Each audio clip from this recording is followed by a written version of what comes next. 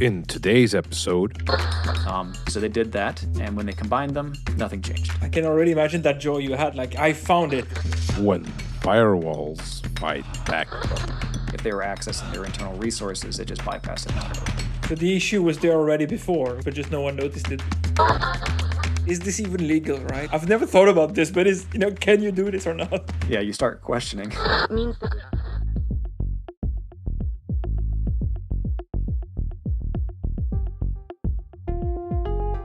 Welcome to Cisco Tech Stories.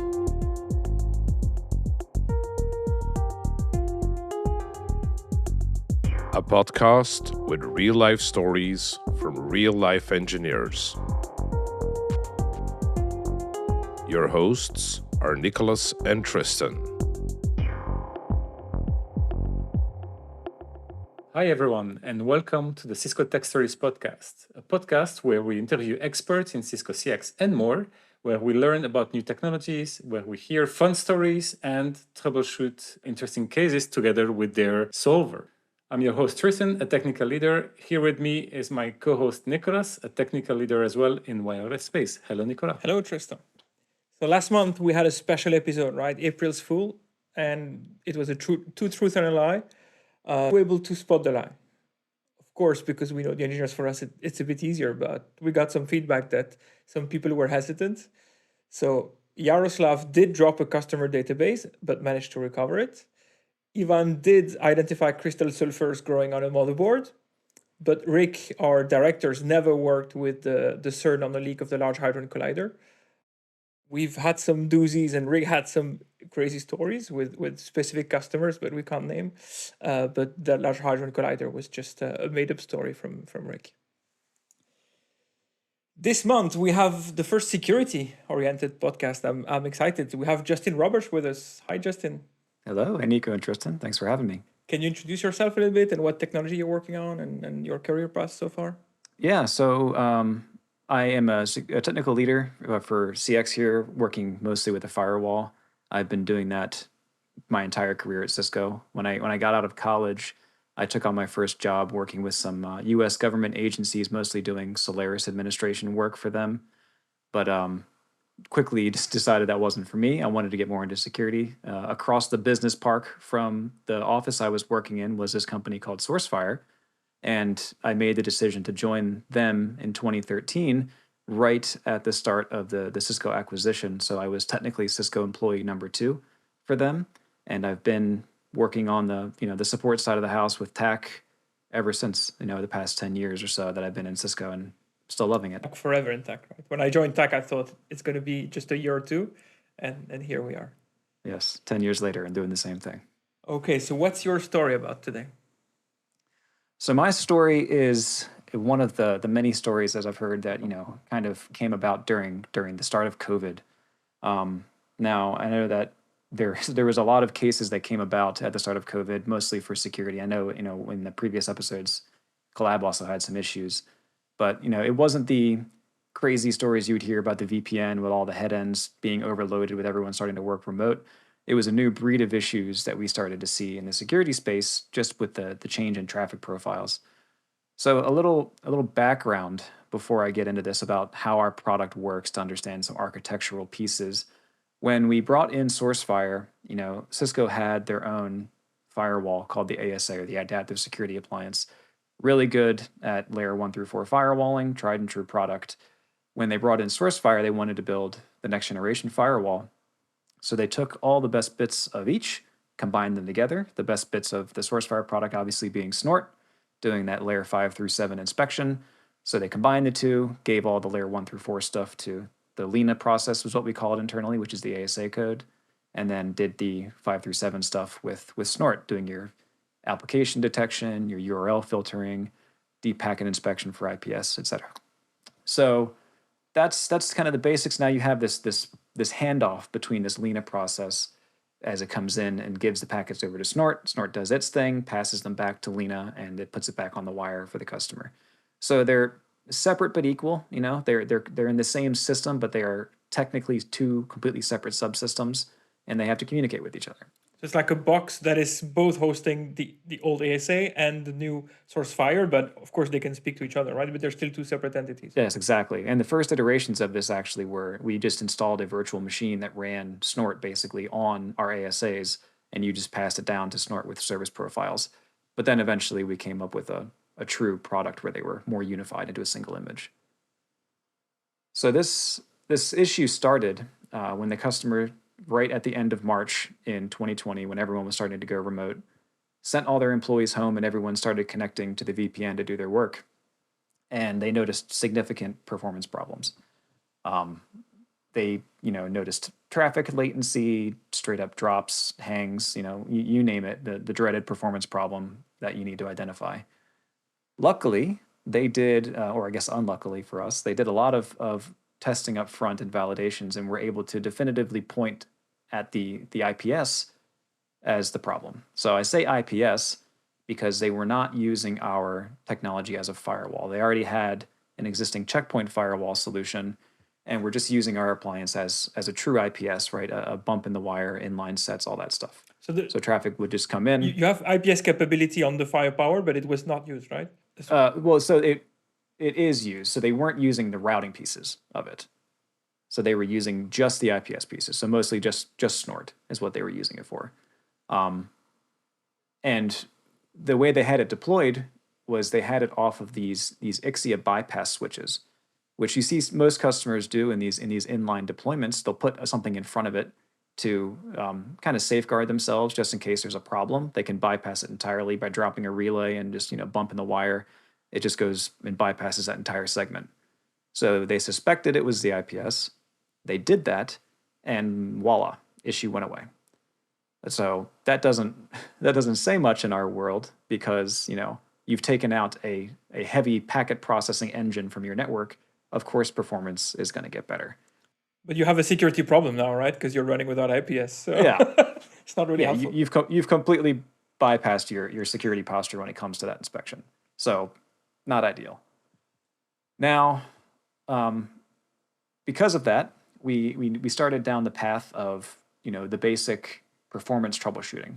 So performance troubleshooting on our appliances, obviously with so many different components, can get complicated, but we start with the basics. We look at things like memory, CPU, and nothing. They weren't high. There was no memory pressure we could see either live or historically. And then started to look more into the typical culprit, which is Snort. And I'll get more into why is usually the culprit later, but we started looking at these performance files that Snort will write out to by default every 5 minutes. It'll dump kind of its last 5 minutes worth of data into these CSVs that you can process and graph. I have a stupid question on Snort. It's an enterprise or question. In enterprise, in a lot of products, we have a control plane and data plane. Is Snort running on the data plane, or is it like the CPU doing all the analysis and all the job? So it's running on, it's in the data plane. So we have, in the architecture, we have we use C groups to separate the resources of the box, to have the management processes get their own set of, system processes and memory allocations. And then Snort gets the bulk of the rest of it. I'd say like probably 90% of the resources go to Snort and Lena to do the data plane processing. So it lives in... And that's probably harder to troubleshoot, right? As usual, data planes are, because they have to work fast. They're hard to troubleshoot. Yeah, they have to work fast, and and you'll see as we talk more about this story, the other pieces in this that have to be fast, but they're inherently slow usually because the Snort process has to see each packet in a connection just by design for the security efficacy. So like imagine if you are running, if someone tries to run an exploit or a payload on your end user, typically you would maybe segment those packets and break them up and send them as individual smaller chunks to try to obfuscate the attack you're trying to do. If those different segments went to different Snort instances, each segment on its own looks fine, but when it gets to the endpoint, it gets reassembled and executes, and boom, you're owned. So that's why it's critical that the instance of Snort that's doing the inspection see all packets for that connection. And because of that, you run into Snort max level throughput typically is the problem. So we have these concepts of things called like elephant flows, where they're like long running connections that transfer lots of data. So like backup streams, video streams, typically are problematic for Snort because they will overrun the capabilities and you'll start dropping packets at the Snort level and performance problems. And the way that we handle load balancing, so we have a lot of load balancing mechanisms within the appliances, but we have to load balance between multiple instances of Snort. So it's kind of like one CPU core per instance of Snort that's allocated. With Snort 2, it's different with Snort 3, but this happened on Snort 2, so we'll stick with that. So you have maybe, I don't know, 50, 60, 70 instances of Snort running on these appliances that we have to load balance traffic through. So the load balancing happens on a 5-tuple, the source IP, destination IP, source port, destination port, and protocol, to pick which Snort instance it's going to go to ensure that it sees all of its traffic. And as we're looking at these Snort instances, the traffic distribution seems fine. No one instance is performing more poorly than the other. Everything, no drops, like I mentioned, from overrunning its buffers or being able to process things. Everything looks normal from the perspective of just looking at Snort. So we take a step back and we try to look at their architecture a bit more and understand, this only started happening when the users went remote. When they were in office, there wasn't a problem. So we start looking at what's the difference in those traffic paths, or how this thing is really architected. And as we looked closer, We just have more traffic as well, right? more traffic on this I segment suppose. because it was coming over their internet pipeline, right? So it's basically coming down their pipeline through into their internal resources to do their jobs. Whereas most stuff would maybe bypass it entirely when you're in office because it's, not traversing the firewall or the IPS. Yeah. So inherently, yes, there was more traffic because they were all connecting remotely. And when we looked at this solution that they had architected for passing traffic to us, we realized that they had these Ixia bypass switches weren't directly connected to the appliances. They were kind of doing this thing to allow them to do service chaining. So they had an additional intermediary piece of hardware called a packet broker sitting directly off of the bypass switches that would do their own load balancing between different services between the two packet brokers. So you basically come off the bypass switch to a packet broker. That packet broker then looks at the same 5-tuple that we were talking about for Snort and will decide which appliance it should send it to. So they had 2 appliances, 2 of our biggest appliances deployed in line for their IPSs, the Firepower 9300 series. So they were beefy boxes, and each packet broker would, tag it with a VLAN to determine which inline set it was going to go through. So since they had 2 inline sets, or the pairs of cables coming through it, each packet broker had 2 connections per device. So there were 4 connections on each packet broker just to balance between the 2 devices. And nothing seemed really off about that, but there is another special consideration for Snort, more load balancing. When Snort receives a connection off the 5-tuple, then it does its own internal session tracking off of an 8-tuple. So the typical 5 that we have already mentioned, plus an additional 3. Strangely enough, MPLS tag is one of them, or label. And then VLAN is also considered as one of the tuples for load balancing, and this thing called domain. So this concept of domain was where we kind of raised an eyebrow, because domain can mean many things in our product. You can segment things by like zones for security zones, but in our case, it was the physical interface that it comes in on. And when we talk physical interfaces, these inline pairs that they had configured are basically 2 sequential interfaces where you just connect a wire in, a wire out, and it bidirectionally goes through. But there's another complex called an inline set that it's like a containing entity for many inline pairs. And they had 2 inline sets configured rather than 1. And in our world, 1 inline set equal domain. So there was a possibility that because they had 2 inline sets, traffic could go through one in one direction and another in the other, basically introducing asymmetric traffic, which is a huge no-no, as we already talked about, both for your security posture and just performance, right? The way we do our our caching and our queuing and our flushing to detection. We wait for, conversations from both sides before we send it to detection. So it could add delays and just general performance problems. It's bad. So the first thing we had them do was combine those inline pairs into a single inline set, thinking, okay, that might help. So they did that. And when they combined them, nothing changed. Everything was still slow. Users were still reporting problems. And we weren't seeing really any changes in the memory, the CPU, and those snort statistics. So I can already imagine that joy you had. Like, I found it, and then you're just Yes. waiting for the confirmation, and it just doesn't come. Like, crap! I can't. I missed something else. I can't tell you how many times we've had that be the culprit of things. And I think the biggest one is not, back in the day when we had our appliances that were mostly inline, that was a huge case generator. People just didn't understand that. It was easy. But we also have a lot of problems with VLANs. People would, there's a setting that's on by default to tell Snort to care about VLANs for traffic. Most people have to turn it off because surprising number of customers have different VLANs per direction, and that causes the same problem. So obviously that didn't solve the problem, and we started looking more closely at it. And at some point, the customer mentioned that they had recently replaced this hardware with the newer version, which was the 9300, and the previous generation of the hardware they had were actually SourceFire appliances. So they were our 8350 appliance, which was just like, when I say SourceFire appliance, I mean it wasn't running this new unified image. It was running the traditional, just basically Snort engine firepower that we had in SourceFire. And there were no problems with that. They said that they've had spikes of users coming in and there were no issues with that solution at that time. So that led us to believe that there was some architectural piece at play here, since we weren't really seeing problems in the software, and led us down that path.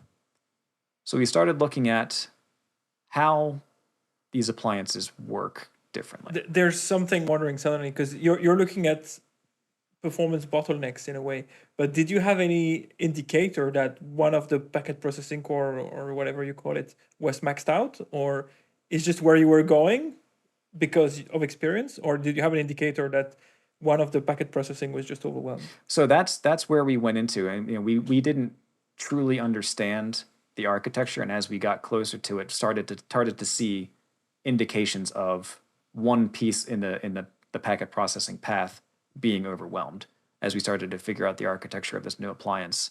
So this new 9300 appliance, that it differs greatly, obviously, from the SourceFire appliances in the fact that it has obviously the ASA code running on it, but architecturally there's even another layer. So these firepower appliances, the 9300s and the 4100s, run a separate NXOS-like software system as like a hypervisor for the whole system, and allocates interfaces to it, called the Firepower Extensible Operating System. So this higher level, or I guess low level, if you want to look at the OSI layer, system basically is responsible for layer one passing off the interfaces to these logical devices. So in the 9300, we have these things called security modules. You can run 3 security modules per 9300, which effectively just means, one security module equals like an instance of FTD. And you can have 3 instances of FTD running, and you can split up your interfaces however you want. So you basically have 3 FTDs. People like to cluster them. Stupid question. Why would you have more than one FTD? Like, I cannot envision why you would. So you would have, if you want to do clustering or high availability or segmentation, if you have different pieces of the network where you want to have different sensors, you can have one box and just allocate those different interfaces to those appliances for different network segments. But mostly it's for clustering and high availability. High availability, but it's the same box physically it's the same box. So how is this high availability? It's a software high availability because if one crashes, you have another, but that's only for software crash, right? Not hardware. Yeah, typically you won't see high availability in the same chassis. It's mostly for the same chassis clustering. But again, usually you're doing multi-chassis if you're going to do any sort of real high availability or clustering. But I have seen customers use all 3 security modules to cluster them together in a single chassis. But usually they'll have some additional redundancy outside of that to protect themselves. Now, the FXOS layer that allocates these interfaces, as we started looking more into how these things work in the architecture, you realize that the interfaces are, like I said, divvied up to these logical devices. And the way that they do that is there's this MIO switch, or like a management input output switch that you have right off of the physical interfaces. And then in the system, you pick which logical device you want that interface to go to. And those MIO switches are connected to these high throughput backplane interfaces to these ASICs that live just in front of each of the security modules. And this ASIC is called a cruise adapter. Now, this cruise adapter will be connected to the security modules over a PCIe bus and has a bunch of transmit and receive rings to be able to pass packets to the CPU complex to be able to pick them up and process them. And that's how we send packets back and forth between that hardware. And what we noticed as we looked into this, so when you're looking at the Lena statistics and its interfaces, these adapters are presented to the software as interface data 01 and interface data 00. And when we looked at those interfaces, we noticed that it lists out the transmit and the receive rings, that something like 96% of the traffic was going to their first receive ring, ring 00, for both of those adapters. And that was strange because that's obviously not supposed to happen. It's supposed to balance evenly between them. So that was our real first indication of the true problem. They were getting bottlenecks on there. We were seeing... So basically you had Yeah. several of those rings that were unused and one that was 100% full, right? Basically... Yeah. So basically like the shop when you have only one cashier open and a queue of 5 kilometers and 5 cashiers that are not at their cashing machine, right? Exactly. You've got a bunch of cashiers sitting there waiting for someone to come to their queue, but no one's coming. Everyone's going to the first one for some reason, and it creates a huge backup. So these are these receive rings. I think I had mentioned there's probably 73 of them in each direction. So there's 73 receive rings and 73 transmit rings. So it's a lot of cashiers to spread the love across, and it was just dispatch queue drops we were seeing on that receive ring because obviously it was very overwhelmed. Now, we didn't understand why at first, but we started looking more into how this adapter decided which rings would receive the traffic. So we had to start looking at the engineering documentation, the specifications, and really just looking as deep as we can involving the BU and the architects of this to understand why is everything going to this 00 receive ring. And from older platforms, we had, on the 5585 platform, that default receive ring was usually, it was the default receive ring for like if maybe traffic couldn't be identified. If it wasn't IP traffic, that's not the large amount of traffic on your network, just stick it on the 00 receive ring. And that's mostly true. In these architectures, it is also the default receive ring, but it was failing for a much different reason. So as we talked with the developers and understood how it did its load balancing between these rings, they started raising questions about the VLAN tagging that those Ixia packet brokers were doing to pass traffic through the appliances. And they made it very clear to us that there's a limitation in the cruise adapter for Q&Q traffic. We don't support Q&Q traffic because when we pass, so the way that the interfaces are allocated from the FXOS layer to the cruise adapter, and the way that it knows which one to go to, is they add their own internal VLAN tag. So when you say you come in on ETH11, we'll tag it with an internal VLAN tag that says this is going to logical device 1, and it'll send it to the cruise adapter that is attached to logical device 1. And then before it goes to the logical device, it will strip it off, and then you have the raw packet that came in, and then vice versa when it leaves the box. We'll tag it, tell you where it came from, and it goes out the wire.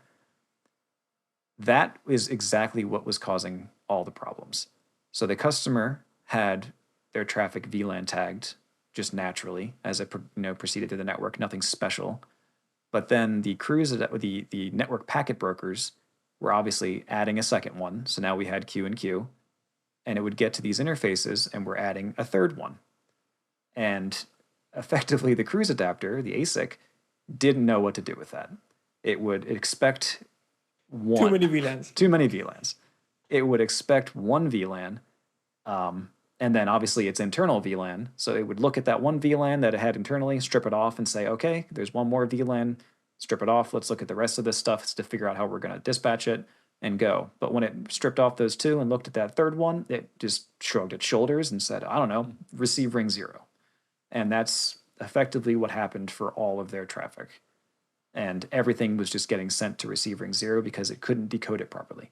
And bottleneck was introduced. Now, what do you do at that point? You have this limitation where, you had an old solution with those 8350s where this wasn't a problem because they weren't adding this tertiary VLAN flag. And now you have these big new beefy 9300s that are going down to a single receive ring in the same architecture. We tried. But something I'm not getting is why is COVID causing this? Why are those VLAN? Is it the change of appliance, or is it something in the COVID workflow that caused this? It was the path, right? So these were internet-facing IPSs, and so they would come in, where their head end was to get into their internal resources. Basically, all of their VPN traffic came over this. Whereas beforehand, if they were in the office, they wouldn't go through this IPS. They would go through it for internet-facing traffic, but it wasn't a high enough volume to show you this issue. If they were accessing their internal resources, it just bypassed it entirely. So the issue was there already before with the VLAN tags, but just no one noticed it because the performance was good enough, right? It worked. Yeah, and also when they were running those 8350s, the problem didn't exist. So if they did have high traffic VLAN or high traffic VPN users, the same problem wouldn't be introduced because it would balance it appropriately and use the full bandwidth of the box. But because of this architectural change, now you've hit this bottleneck. And we try to, we brought in some resources to help us try to do some re-architecture, worked pretty closely with the customer to see what we could do to maybe work around this issue and try to get creative without being too disruptive. But at the end of the day, they had to come up with a solution that had one less VLAN in it. And in order to do that, they basically had to take those packet brokers out of the equation and figure something else out. So they did that. They came up with a solution that had just one VLAN tag, their native VLAN tags for their network, and the issue went away. Just a crazy experience of realizing that there's such a significant hardware limitation for something so simple as Q&Q, where, from a product perspective in Snort, and traditionally, it doesn't care how many VLAN tags there are. It just looks at the innermost one to make its decisions, assuming that's the one that matters. But then, this hardware comes out and they start telling us, looking at the documentation, we don't support Q&Q for this exact reason. And of course, that's not super well documented. Customers aren't expecting that. They're coming from these large Q&Q deployments and they're starting to put these appliances in line. It's a mess. So needless to say, documentation got updated. Requests got put in for the next generation of these adapters to be more resilient to this kind of issue. And they committed to that, and the newer versions of the appliances should be solving this problem. I just wanted to add one thing. So basically what you are saying is that the classification and traffic inspection was still working despite the fact of having 3 tags, right? Because it's looking at the last one, well, the inner one, and then looking at the traffic, the packet bytes after that. So that classification was not affected. It was only which ring you go into that was causing a problem, right? Therefore causing saturation. Yeah, exactly. Once it gets to ASA and Snort, it works just fine because they handle Q&Q perfectly well. It was just how it got there that was the problem. And that rings back on something that's general to large network appliances, is that you see that as a router or a firewall or a switch, but inside it's so many small components that talk to each other. And sometimes they have actually networking in between those small components, internal networking, that's hidden from the outside world, doing things like that. Like, for example, doing weird internal IP addressing, or in your case, adding a VLAN tag.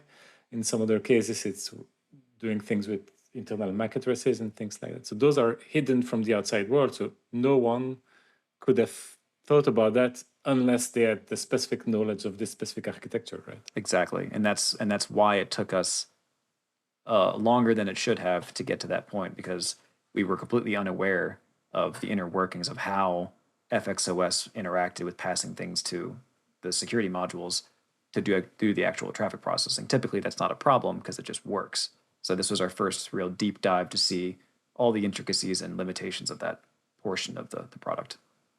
This is maybe a tricky question, a developer question, but is it the right way to do to add a VLAN internally? Because you're using kind of an external concept for your internal processing. I see the same in some applications, some network devices.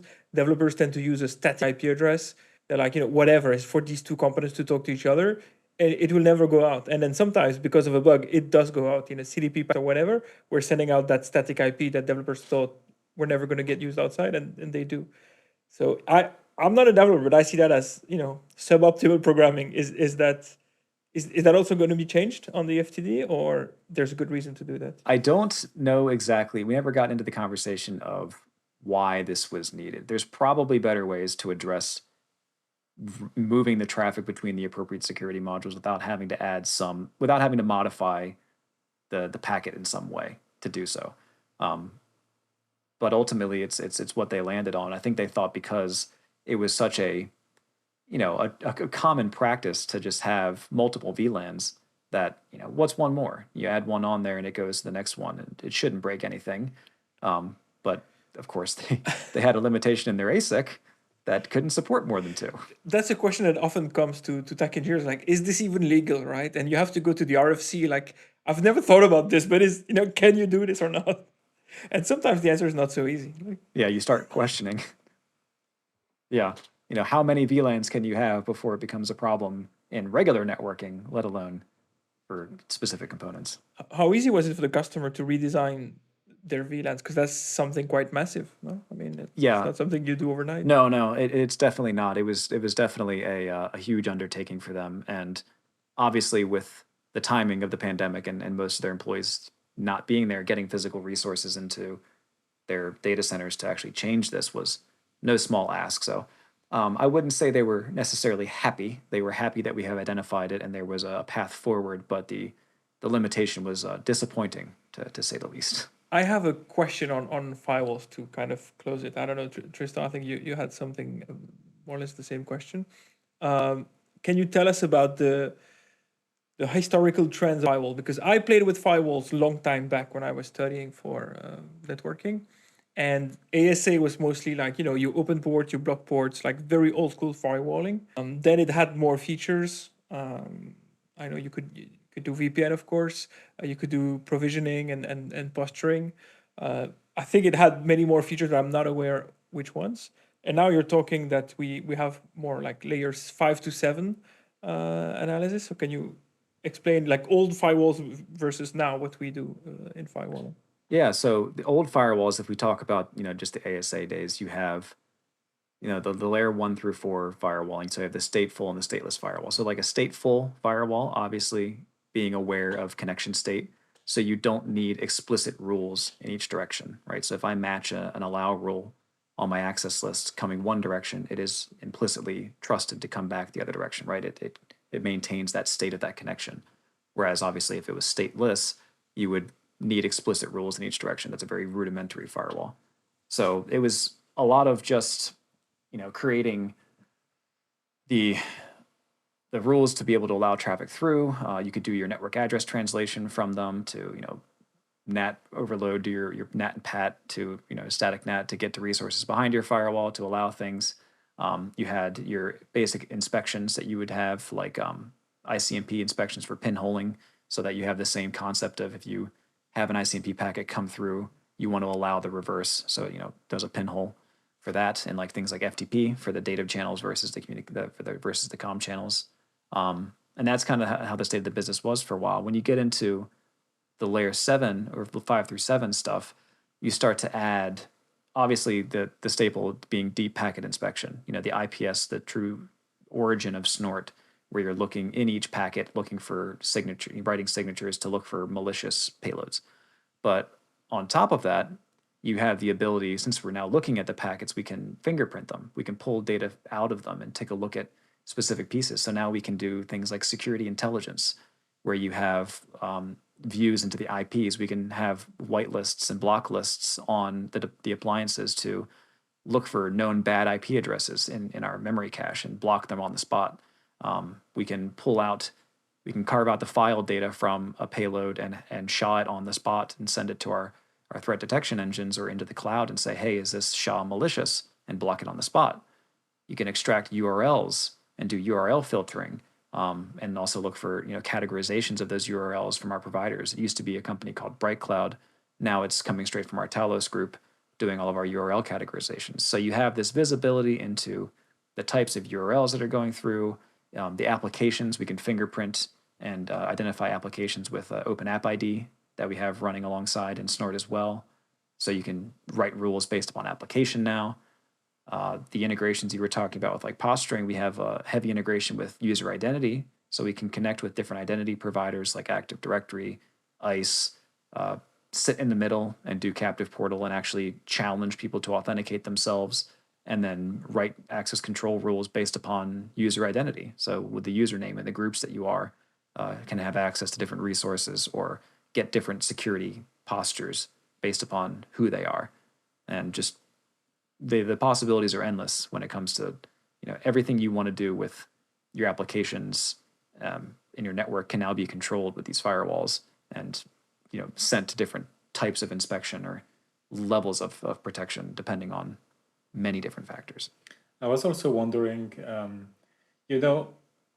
today 90% of the traffic, even more, it's SSL TLS encrypted. So how does the Snort engine and similar engines manage to still find information from there? What can they do about encrypted traffic? So there's a lot of interesting stuff on that front. So with, let's say, the TLS 1.2 and the 1.1 days, we had basic man-in-the-middle type decryption. So we would actually be able to, since we're sitting in line, masquerade as each side and present certificates and terminate the connections and then view the traffic unencrypted in the middle. That is mostly disruptive because your clients need to trust the certificate that we're presenting to them when they're connecting. So if you run the organization, you can pass that certificate out through maybe MDM, and you can have it trusted by all your devices, and it's seamless. If you don't want to be sitting in the middle, if you have sensitive data, for instance, you only want to do pieces of it, we have known key decryption as well, where if you own the servers, like the web servers, we know their private key, and we can load that into Snort. And when it sees these connections, it'll just know the key and decrypt it and be able to look at the inner payloads and do detection on that.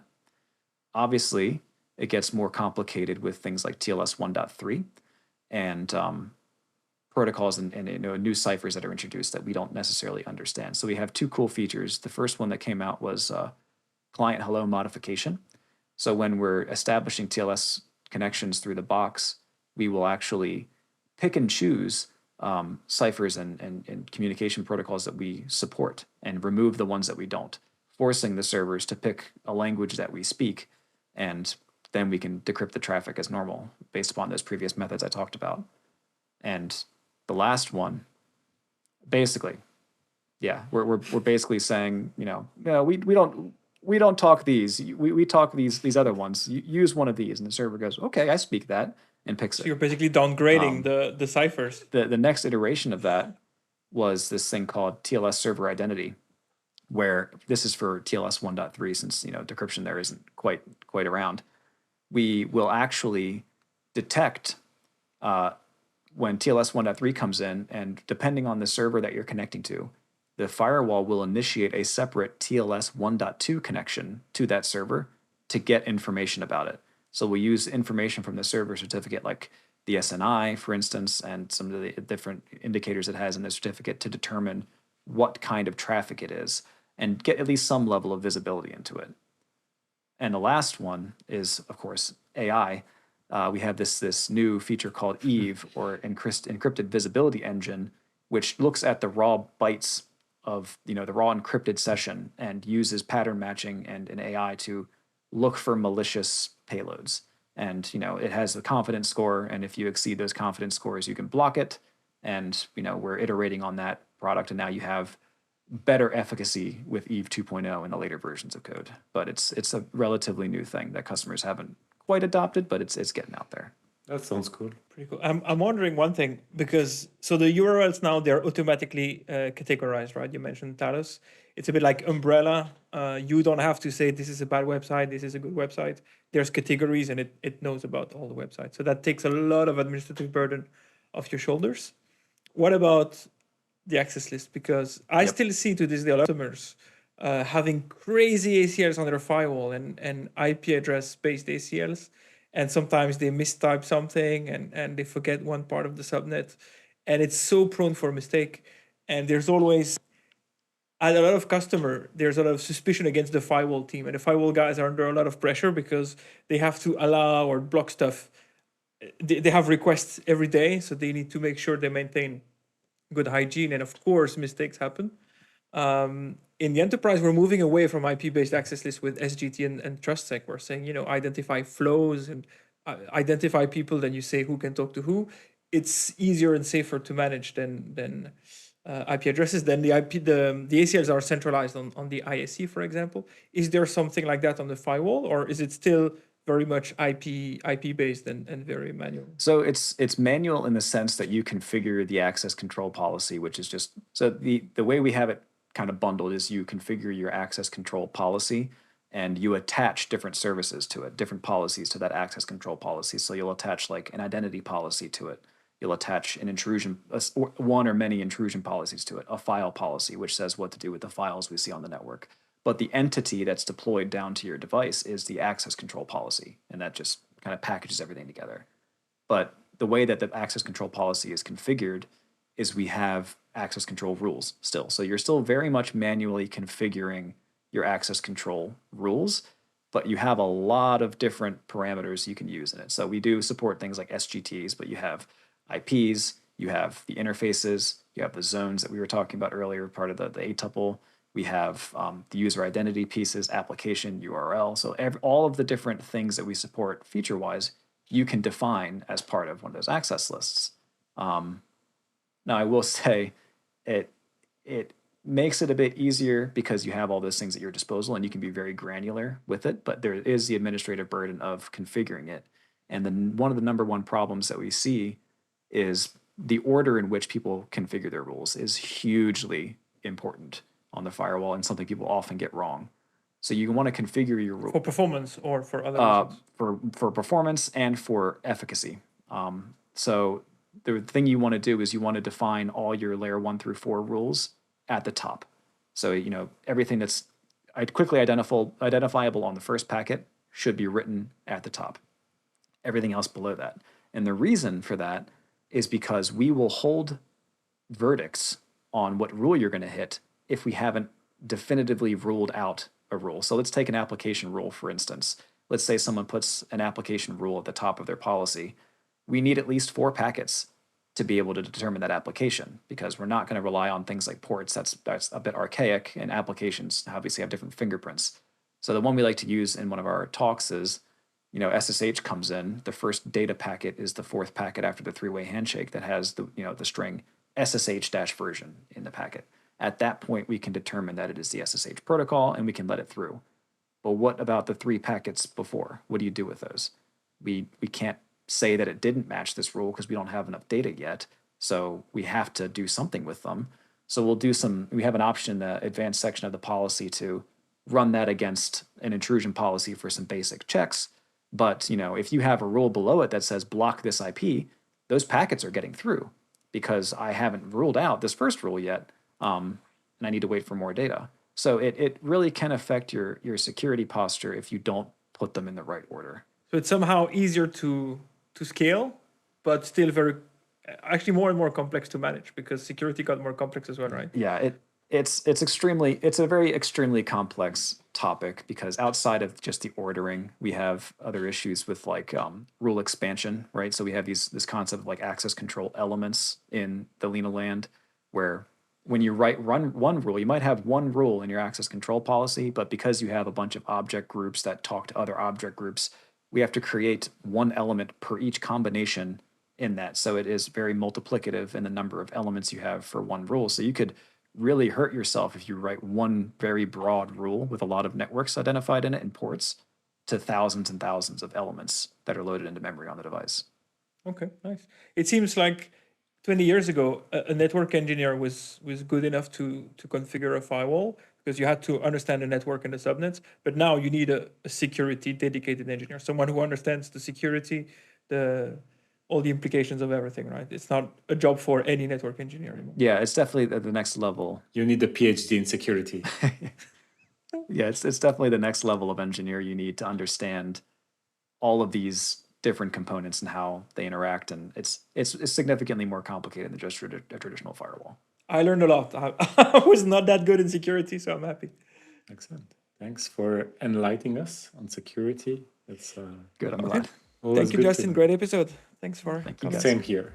That was good. Thank you. Cool. Thanks for listening to this episode of the Cisco Tech Stories podcast. You can subscribe to us on Cisco Podcast Network and SoundCloud or in your favorite podcasting app. You can also find us on X at Cisco Tech Story without S. Thanks again for listening and speak to you next month.